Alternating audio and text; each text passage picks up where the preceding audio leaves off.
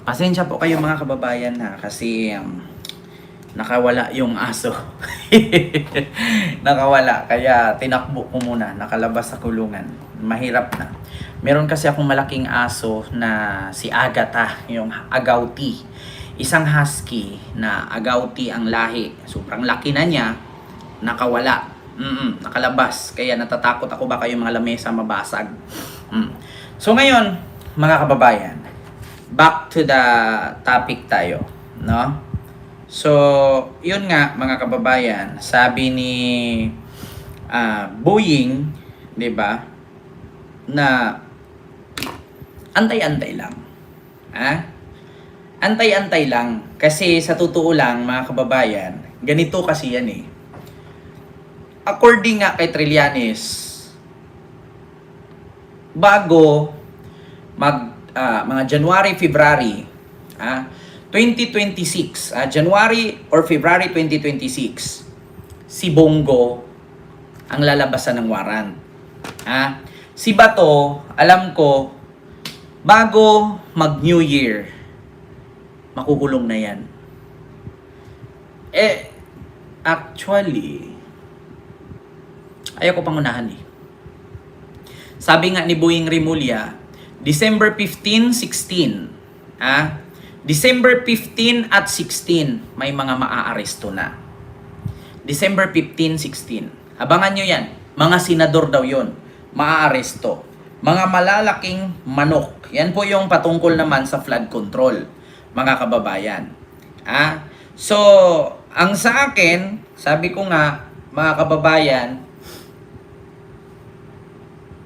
baka after Christmas, baka bago mag-Christmas or tapos ang Christmas.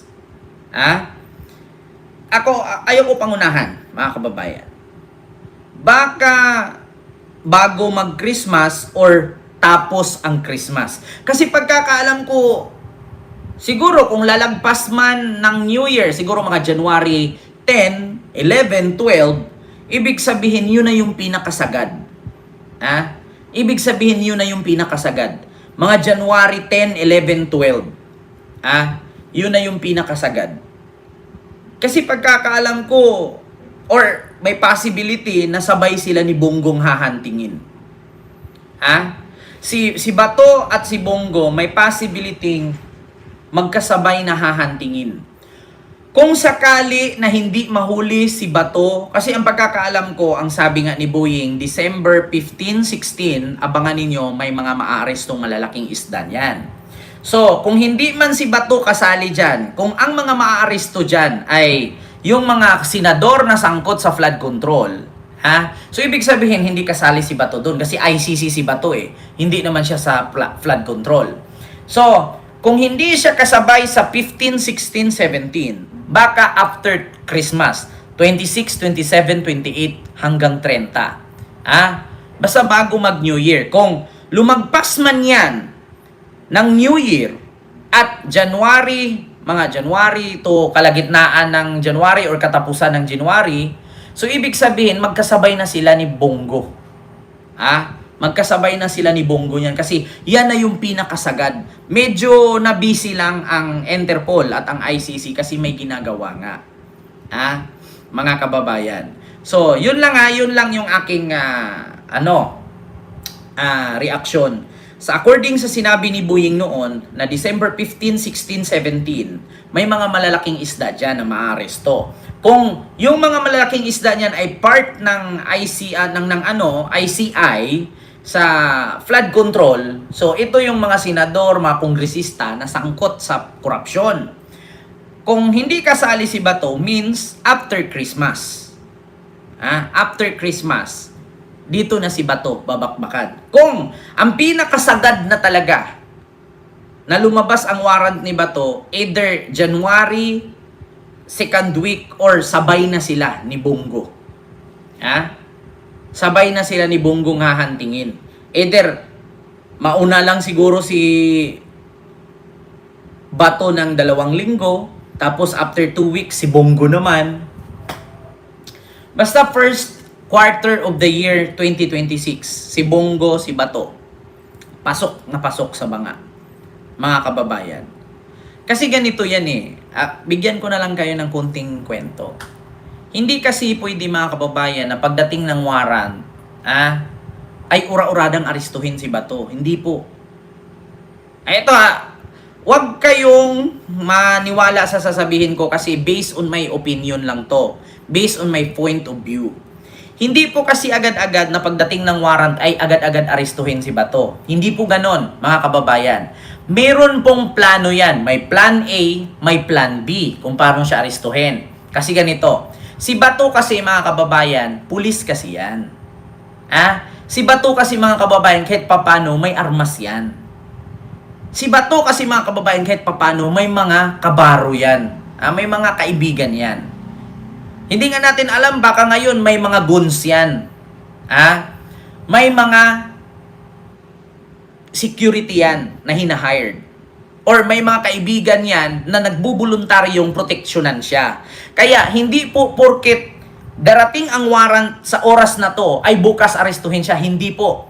Pagpaplanuhan yan kung paano arestuhin. Mahirap arestuhin si Bato, manlaban yan. Bakit? Pulis yan eh. Pulis yan. Mga kababayan, hindi natin alam kung ilang armas ang bitbit niyan. Hindi natin alam kung ilan ang mga kasama niyang na nagtatago. Diba? Ganun yan, mangdamay. Kasi ganito yan, ang nasa isip ni Bato, mga kababayan, ganito yan. Pag inaresto ako sa ICC, mahirapan na yung aking mga apo pumunta sa akin doon. Mahirapan na yung asawa kong bisitahin ko doon kasi napakamahal ng pamasahe doon. Napakamahal ng pamasahe doon. So, ang tanging gawin ni Bato, di bali nang mamatay ako, at least nasa bansa ko. Hindi ako gustong mamatay sa hindi ko bansa. Kasi ano bang sabi ni Bato, mga kababayan? Kung mismo nga, si Pangulong Duterte nahihirapan nga. Yung anak niyang bumisita doon, ako pa kaya? Apakapangit pala doon. Kaya sabi niya yan. Kung anak nga niyang si Sara nahihirapang makapasok, ako pa kaya na wala akong kapangyarihan katulad sa kanila. Kaya ang tanging gawin ni Bato yan, mga kababayan, pagdating ng warrant, hindi agad-agad yan aristuhin. Mahirap po aristuhin yan. Makikipaglaban yan hanggang sa mamatay. At least ang sasabihin yan, at least kung mamatay man ako manlaban ako, at least nasa sarili kong lupa. Mahirap nang mamatay ka doon malayo sa pamilya. Ganun yan. Maniwala kayo sa akin, mga kababayan. Point of view ko to, reaction ko to. Akin mismo yan. Mahirap aristuhin ang pulis. Malay natin may hinahired yan dyan ng mga guns. Yung mga private bodyguards niya. Babayaran niya yan, sasahuran niya yan. Total, senador naman siya, may pera siya Tuturuan niya paano gumamit ng baril. Tuturuan niya paano maghawak ng baril. Kaya mahirap hulihin. Mahirap hulihin, mga kababayan.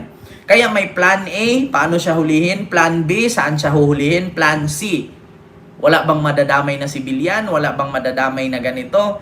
Mahirap pulis yan Manlaban talaga yan. At kung dumating man ang kagipitan na si Bato ay hindi na kayang manlaban, papatayin niya sarili niya. Tapos isa lang sasabihin, di bali nang mamatay ako, at least nasa lupa ko. Ayaw kong mamatay na malayo sa pamilya ko doon sa ibang bansa. Ganon yan, mga kababayan. May possibility na si Bato manlaban yan. Pulis ka, hindi ka manlaban, mas lalo ka talagang sabihing weak. Kayo talaga yung, pagtatawanan ko talaga kayo, mga kababayan. Pulis ka, aarestuhin ka, hindi ka manglaban, mas lalo kitang sabihang duwag. Manglaban ka. Bakit? Pulis ka Anong sa isa ng pagiging pulis mo na training mo ng ilang taon yan at naging PNP chief ka, tapos aarestuhin ka nang hindi mo gusto, hindi ka manlaban? Sabihin niyo sa akin, mga kababayan, hindi totoo yung aking opinion. Pulis yan PNP chief yan Ilang taon niyang pinagdusahan yan bago niya makamit yung ganyang ranggo. Diba? Pulis ka o arestuhin ka, tas alam mo sa sarili mo na arestuhin ka, tas sinabi mo nga na hindi mo rirespetuhin ang ICC at ang warrant nila, ang rirespetuhin mo lang ay yung sariling bansa natin galing. Oh. So sa madaling salita, makikipagpatayan talaga siya. Manlaban talaga si Bato. Kasi sinabi na niya yan mismo, hindi ko rirespetuhin ang ICC. Kung yung warrant na yan ay galing sa sarili nating korte, tatanggapin ko pa. Pero kung yan ay galing sa dayuhang korte, hindi ko i-recognize yan. Sinabi niya yan. Oh, sa madaling salita, manglaban talaga siya. Manlalaban siya, mga kababayan. Yun nga lang, sana kung manlaban siya, walang madadamay na sibilyan. Sana kung manlaban siya, hindi madamay pamilya niya. Manlalaban yan. Maniwala kayo sa akin, mga kababayan. Ilang taon siyang nag-training pagiging pulis hanggang sa naging PNP chief ka, hindi ka manlaban. Hindi natin alam ngayon, mga kababayan, na si Bato nagpapayat na yan, nag-i-exercise na yan, nag-i-insertion,